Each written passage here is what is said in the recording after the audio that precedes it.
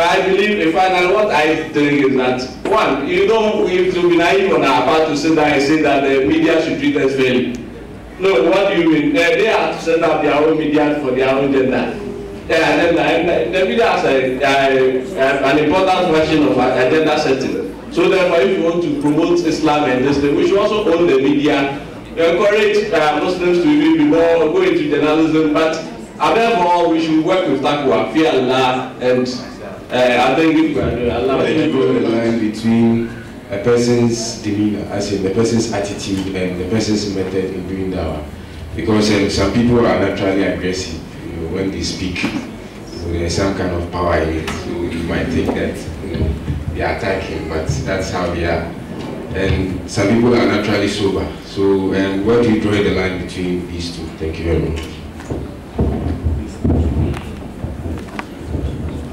Assalamu alaikum. Samira is here. I think most of us are on Facebook. I think as a platform you can also use to make to do the dawah. But this is the case, more times you don't do the dawah right. You can see some people attacking. You attack on Facebook. You are not supposed to attack. Just some people go like, oh, Jesus is not God, whatever. Give them points for them to believe that like your religion is very okay. Like you should let them think twice before they act. And secondly, with the dawah committee or whatever, I don't know whether they have bank accounts or something. Some of us are working very far. Maybe can't come all the time, but if we set up the committee, we have accounts. Maybe wherever you are, you can put in money or something. Even though you can't be coming here all the time. Somebody asked the question of drawing the line between somebody with an aggressive behavior, somebody who is sober and he doesn't know how to draw the line. Yes, that is why we have the Sharia. That's why we have the Islamic law. It teaches us what is good and what is bad. It draws the line. Left to us, we all have our own definitions of what is good and what you consider good and what you consider bad. We are not talking about the way the person or somebody is naturally aggressive. If you are aggressive, then you should pray over it. Because the Prophet was not somebody who was aggressive. He is patient, he is sober. So if you have that attribute, learn to overcome it, pray over it.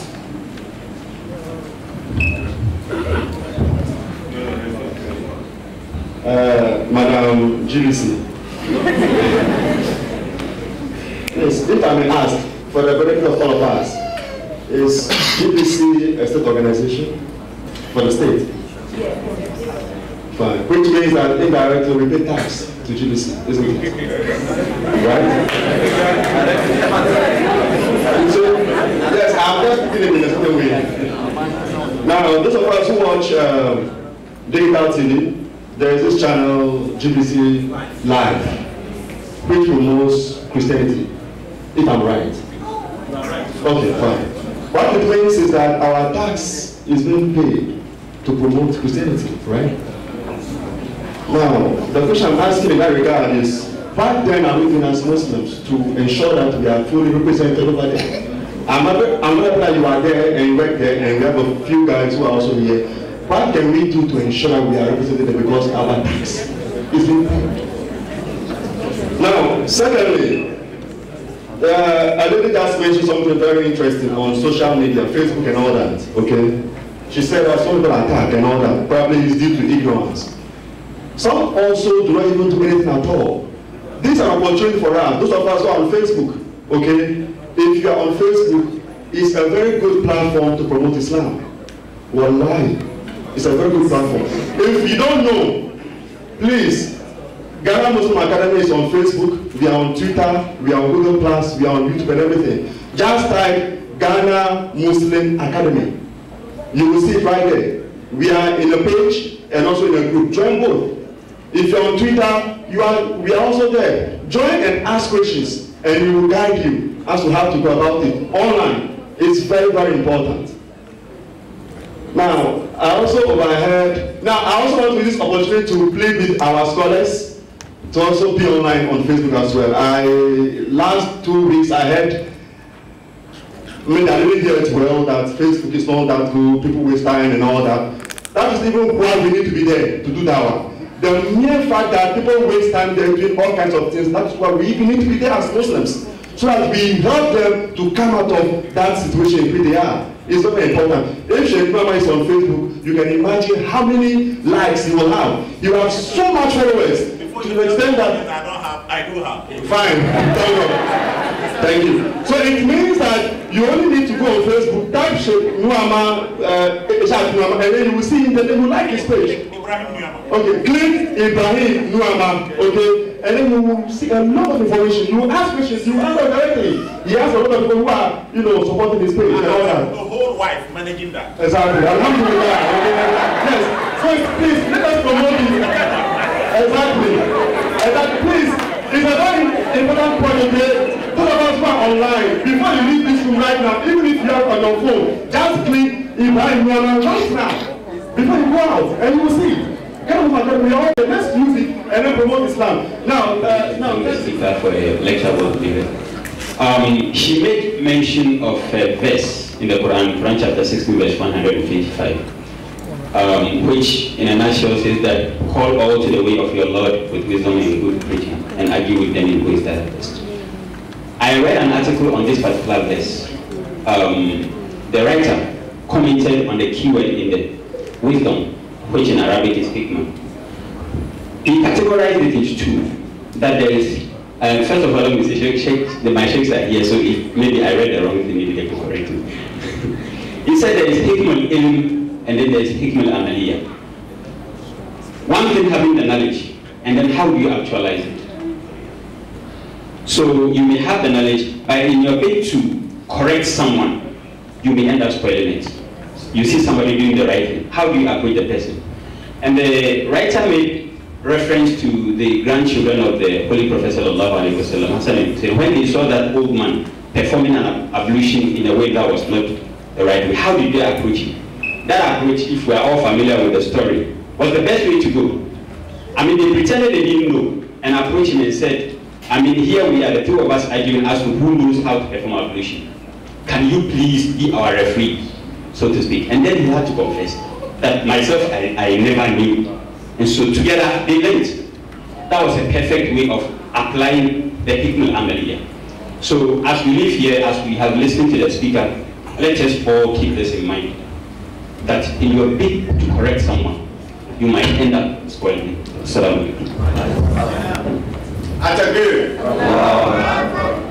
Now, thank you very much for this opportunity. Mine is a suggestion. Now, we are, alhamdulillah, to have a place where we can call upon our brothers and sisters. That's the Jummah prayers.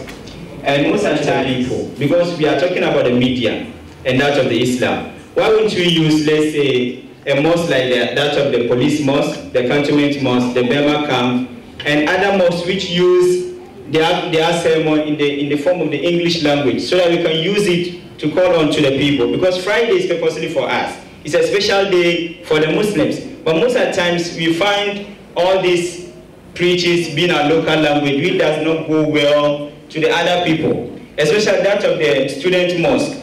Because we have many guests who come there to pray, but though we use the English language as a form of communication, it doesn't go well anywhere. So we will suggest that maybe the Friday time that they use for other preachers on the TV, that's from the morning till afternoon before the Jummah prayers, we can use that one also to target one specific mosque. Maybe in the evening they can rebroadcast that of the mosque so that it can go well for us. The other one too is, my Hajjah made mention, it doesn't do anything for the Muslim Ummah. Because if you look onto the presenters and the broadcasters, they're all Christians. Few, only maybe one person, they will call the person from this, from that, and the person will come and talk. But actually, Al Jazeera doesn't do anything with that of the Islam. Thank you very much. Thank you very much. Before we go to the high table to respond to some of the questions, we had a question from the audience. We wanted to know whether with patience, the Prophet was indeed able to convert Abu Talib into Islam, as said by the lecturer. Whether the Prophet was able to convert Abu Talib to Islam? Ali. According to Islamic history, even on his death, Prophet Muhammad ﷺ was urging him to recite La ilaha illallah Muhammad Rasulullah, and the Prophet was assuring him that if he's able to do that, he will do the rest for him. And he didn't do that, giving a reason that the elders in the Quraysh family would say that he has allowed a small reason to deceive him. But the divine aspect of it is that Allah has not destined that he will become a Muslim. So the direct answer to the question is that the Prophet didn't succeed in getting Abu Talib to convert to Islam. But I stand for correction by my sheikhs if what I'm saying is not. But on the issue, on the question Brother Mustafa asked concerning GBC Live, how about the GBC woman to update that? Yes, and in emphasizing on Abu Talib, the Prophet was patient in his dealings with him. He did not convert him totally to Islam, but he was patient to the last point. That is what we are emphasizing, not about his conversion to Islam. We're looking at him being patient. Then with the issue of the tax to GBC. Yes, we are using your tax to promote Christianity. Let me ask you one question. Where is your program? Which programs have the Islamic committee in GBC brought that has not been broadcasted? Which airtime did they buy? All the church programs you see are paid for. The ones that are coming up, yes, they are taking the opportunity to bring their Christian programs. As I sit here, I'm an operations officer, I work with governance. I'm not on the religion team. What are those over there doing? I can't cross over to somebody's department and then put my program there. No. What are we doing? That is what we are calling for. We should tax ourselves as that. It is not for one particular sect. So if we are not doing our work and they are bringing their programs, definitely they use your tax money to promote it. That is my answer. Thank you very much. Our program is the only program on GTV, if I'm correct. Islam and Life. That's the only Islamic program on GTV. I've been asking, for example, whether Muslims in Ghana care. In fact, whether they even care. 30 minutes live program on GTV, how much? 25? No, I mean, how much would it be? It's about 25 million or something. 2,500 for just 30 minutes. 1,500 Ghana cedis. For just 30 minutes. We were having 1 hour. It was slashed to 30 minutes. Nobody. None of the offices in Ghana, whether the zone office, office of President Chief Imam, media even called and said that, the time was 1 hour, why is it 30 minutes? Nobody. Who cares? Nobody cares. And so if they are giving to you free, do you care? Thank you. I have one point I've been preaching on, and it's almost 6 years now, and I will keep saying it. The point is this: we are all here, we can all recite Fatiha, and it's by the virtue of our scholars who sit by the malams in front of, on the mat. Those of us who claim we've gone through the secular education, we both engineers, accountants, marketing, professional, linguists, whatever, what have we done for Islam? This is the question I always ask myself. What have we done for Islam? Bravo, Ale. My name is Diallo Rahman. I'm very much interested in what the speaker mentioned about the publication. It's very important. I once read the publication. I don't remember the title actually, but it was very awful. Very, very awful. I was very much ashamed. The thing is, if you don't have the information, don't publish. Make sure you have the right information about the religion before you publish, because it's even more dangerous when you publish something that is not what Islam says. So the solution, I think, is we should be very careful about what we learn. Make sure we learn about Islam before we publish. I'll ask a simple question. How many of us give our kids elementary Arabic education before taking them to school. To be able to do that, the kids will have the spirit of dawah in them even before they take elementary Western education. Secondly, Muslim Academy should organize programs like the Prophet to give the love of our kids. I want to throw a caution. Sometimes if we look at the way we handle our imams, if sometimes we are not careful and want to behave like the Christians do to their pastors, then we will be telling our imams to go for 1 2 days instead of the hereafter.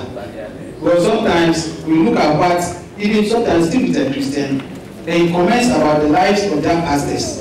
So sometimes, yes, we need to help them, but we shouldn't be comparing them to pastors sometimes. That is one. My number 2 suggestion is that we have so many Islamic bodies in the country, but it's like there is no umbrella body that regulates how we should conduct our activities. Sometimes you see a body, they are trying to provide humanitarian services. Muslims should provide their staff ID numbers for them to go to controller to cause deductions. For now, I know of 2 bodies. Today, as we are sitting, we may be likely to suggest that as I can deduce from the first the speaker, Madam from GBC, to place Madam Latifa. So I want to say that if we want to promote Islam, why can't we look at this umbrella or this? The intention we put together and then look at the way forward. Then one other thing I want to say is that there is a new TV station in Tamale, Discovery TV. In fact, the owner of the TV station is a Christian. And the main objective of the TV station is that they are going to promote the culture, I mean, they are going to promote peace and development in the North.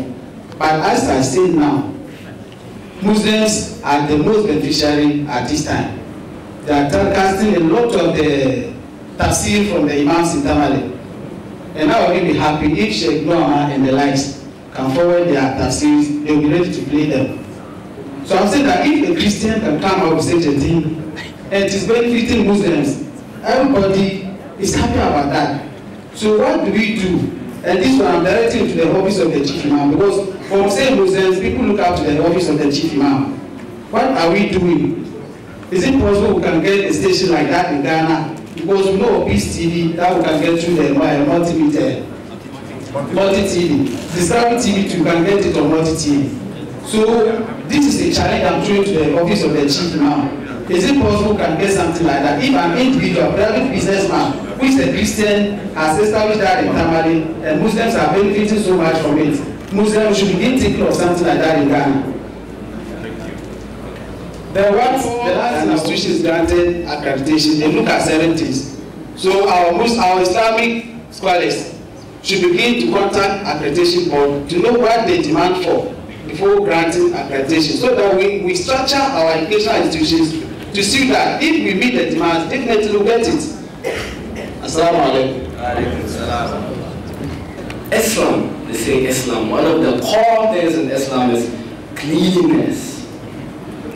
I know we all can bear witness that Islam is one of the most attractive religions in this world today. The way we pray, the way we do everything is attracted by people.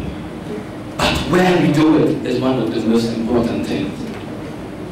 You realize that some of our mosques, where we have our Fajr, Zuhr, and name them prayers till the end, is not in good shape at all. Some of us squeeze ourselves in the mosque, both the males and the females, and the surroundings so bad.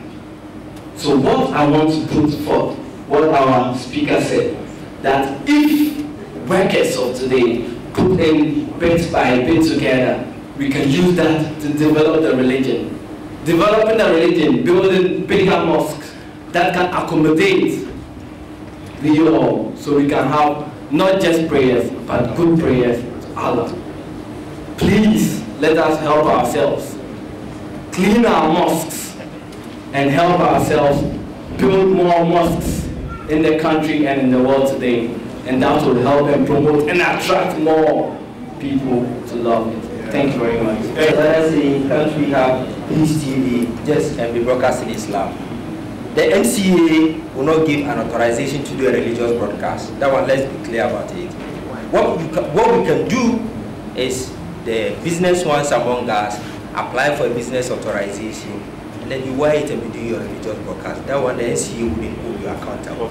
But to apply for a frequency to do religious broadcast is out. A clear case is Channel R. If you go to NCA, they will tell you it's applied to do a religious broadcast. It's applied to do a business broadcast. But Channel R is doing a religious broadcast. That is one. Two, people believe in the media as a tool for promoting dawah or in doing dawah. As we speak today, per the NCA record, we have 19 radio stations, 19 TV stations. How many are owned by Muslim businessmen? If I open a TV station, I'm likely to be influenced by the editorial policy to use Islam as a guiding principle. And that one, I can say 24/7 I'm promoting Islam. As to how I generate my revenue and pay the overhead costs, nobody cares. That is what we need to get clear. Do we really believe in the media as a tool for promoting, for doing dawah? If so, then we must get our own radio station. That is one. The second one, there are 229 radio stations. How many are owned by Muslims? The one that we claim we have interest in, let's do a content analysis of the program you do. Do the dawah being done on it? Is it informative?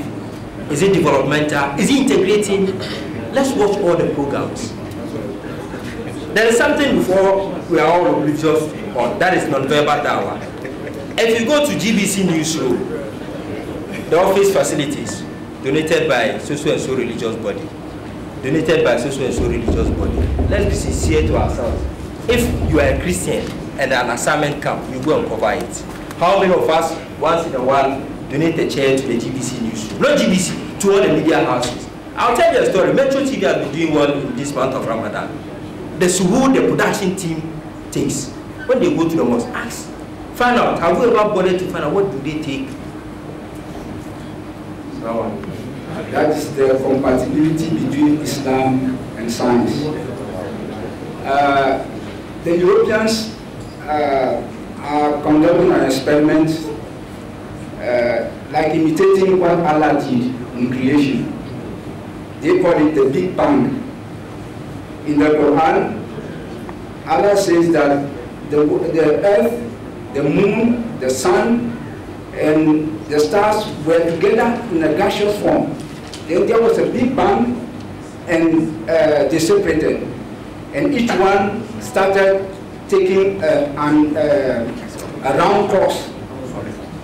This is what Quran says. Now the Americans are on Mars, and they are exploring other areas in the cosmos. If all these activities are filmed, now if we Muslims can get these films and put the verses of Quran as footnotes or something, on such films, I'm sure we can convert a lot of people by these verses. And even our imams and our scholars will have their faith strengthened because they will see many things that are in the Quran, but they could not understand because they did not, they are not in the field of science. Now, since we are in the field of science, I want to ask a question that has been worrying me a lot. Somebody wants to develop a business here where they will collect, they want to breed cows that will yield very well. They will bring sperm frozen from Europe and implant it in cows, locally bred, local cows here, and the offspring will develop into very big cows that will yield very well. This is science. Is it compatible with Islam? We also hear of genetically modified crops. They modify what Allah has made, or no, they attempt to modify what Allah has made into something else that is a bit different from what we know. Is it Islamically correct to attempt what Allah has made I mean, to attend you what Allah has done here. I put it to the... Please, the way we see the events here is sometimes very bad. You come and then you meet empty seats among us. Plus, it should be full so that you have space behind for others to sit whenever you come in. It makes it very difficult when you come, someone has to get up for you to sit down. And I think we should consider that. And we were complaining about our times being used. Someone told me, my mother told me, when you go for an Islamic war, that people say jihad, you get 5 wives and you go to heaven. I just want to make it. Thank you. That particular portion of that law very soon will, because, for example, just take the example of Peace TV or Multi TV and other digital channels. The tendency that as a country we cannot put a stop to religious-based television stations or radio stations will be more prominent if the conversion from the current state that we are using to the terrestrial TV that we are going into. For me, the most important thing is that as Muslims, we should develop at the production stage. I strongly believe that Metro TV started as a production company, media #1. This is what, as Muslims, we are not doing so that we can be able to develop a content, an Islamic-oriented content from the production perspective, which we can get access to even television stations that are not Islamic-oriented. This is what I believe Muslim people in the media and entrepreneurs should begin to look at. All right. Thank you very much. And then